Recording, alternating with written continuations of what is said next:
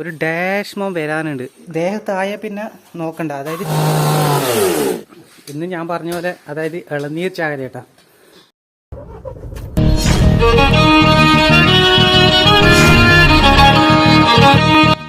Hey guys, അപ്പോൾ daily vlog 2 അതായത് രണ്ടാമത്തെ ദിവസമാണ്. അപ്പോൾ ഇന്നലത്തെ വീഡിയോ നിങ്ങൾ കണ്ടിട്ടുണ്ടാവുമായിരിക്കും.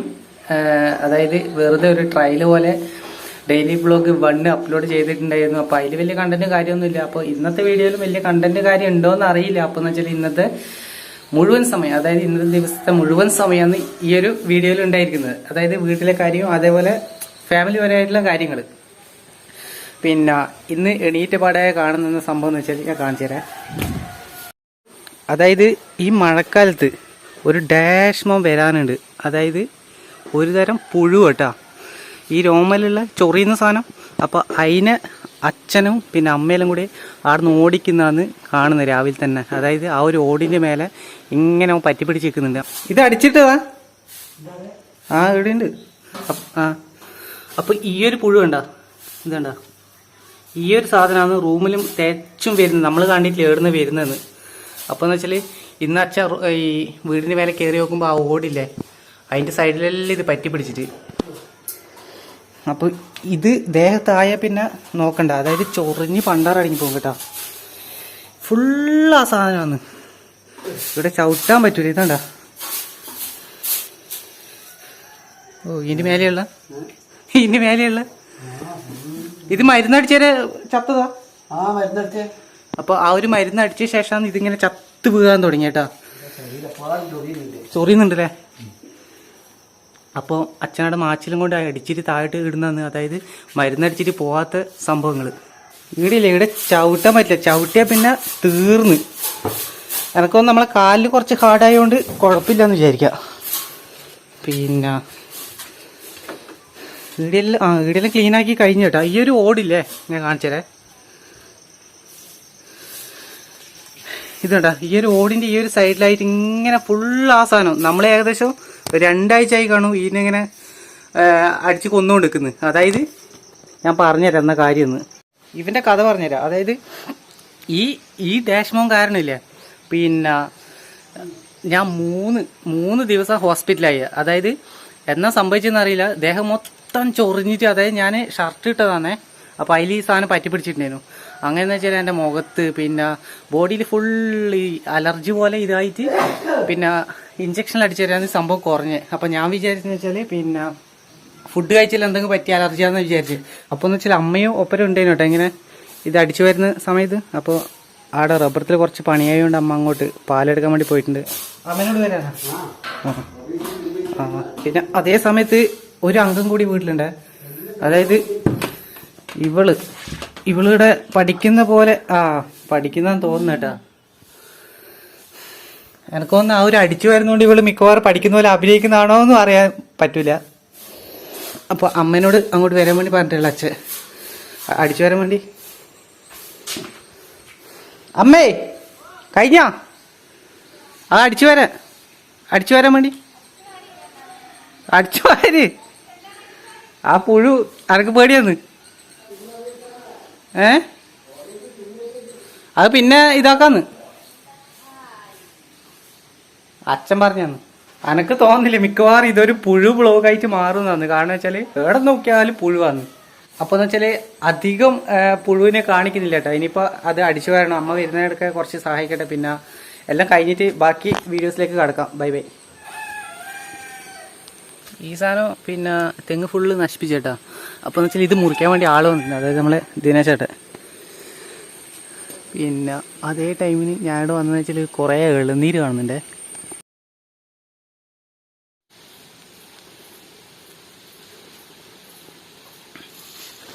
അപ്പോൾ ഗൈസ് പിന്നെ മേലെയുള്ള പുഴു അതെല്ലാം നമ്മൾ അടിച്ചു വാരി കഴിഞ്ഞപ്പോൾ അതേ സമയത്ത് പിന്നെ നമ്മളെ ഈ ഒരു തെങ്ങില്ലേ, അതായത് നമ്മൾ ഇളനീരെല്ലാം പറിക്കുന്ന ഈ ഒരു തെങ്ങിൽ പിന്നെ ഈ കൊമ്പൻ ജെല്ലി എന്ന് പറഞ്ഞ സാധനമില്ല. ഞാൻ കാണിച്ചു തരാം കേട്ടോ, ഒരു മിനിറ്റ്. ഈ സാധനമില്ലേ ഇത്,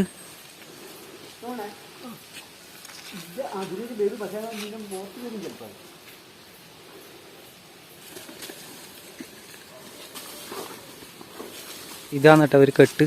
അതായത് ഇത് ഒരു നേക്കാന്ന് ആ ഒരു കെട്ട്. ഇതാണ്ട് നിങ്ങൾ പ്രത്യേകം കെട്ടാന്ന്. ഇത് ഇവിടുന്ന് ജസ്റ്റ് വലിക്കുമ്പോൾ ടൈറ്റ് ആവും കേട്ടോ.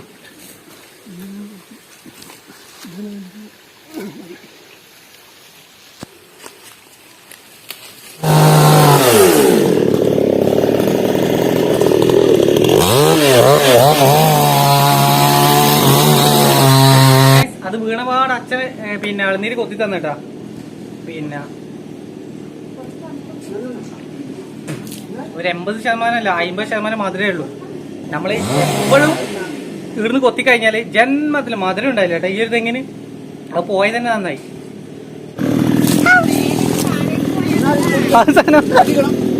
കൊത്തു ഈ ഒരു സാധനം അച്ഛൻ കൊത്തി തന്നിട്ടാ. അതായത് ഇതിന്റെ വെള്ളവും പോയി, മധുരവും ഇല്ല. പക്ഷെ ഈ സാധനം ഇല്ലേ, ഇത് നല്ല ടേസ്റ്റ് ഉണ്ട് കേട്ടാ.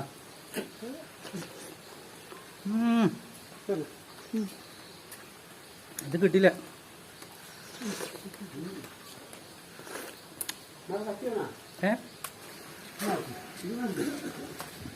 ഇന്ന് ഞാൻ പറഞ്ഞ പോലെ അതായത് ഇളനീർ ചാകര കേട്ടാ. പിന്നെ കുഞ്ഞൂസിനൊന്നും വെക്കാൻ തോന്നുന്നു. ഓനോന്റെ അമ്മേന്റെ വീട്ടിൽ പോയിട്ടില്ല, അവിടെ ആരുമില്ല. അച്ഛനില്ലേ, ഇത് കൊത്തലേ പണി. ഇതിപ്പോ 5ാമത്താന്ന് തോന്നുന്നില്ലേ?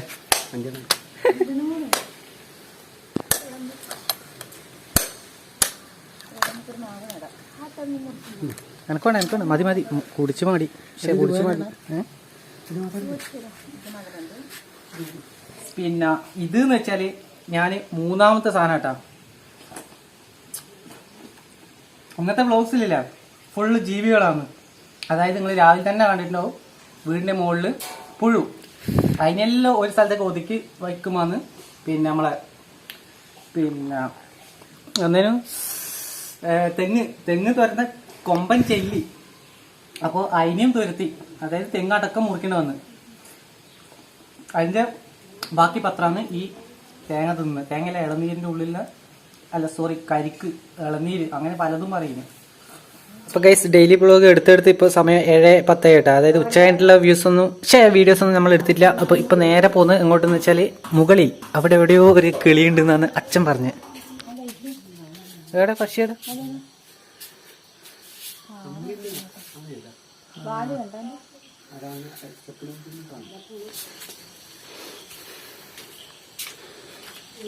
അപ്പൊ ഗൈസ് ഇതാ ഇതാണ് ഇവിടെ. ഒരു മിനിറ്റ്, ഇതാ പക്ഷിക്കൂട്. അതിൽ പക്ഷി ഉണ്ടല്ലോ അച്ഛാ.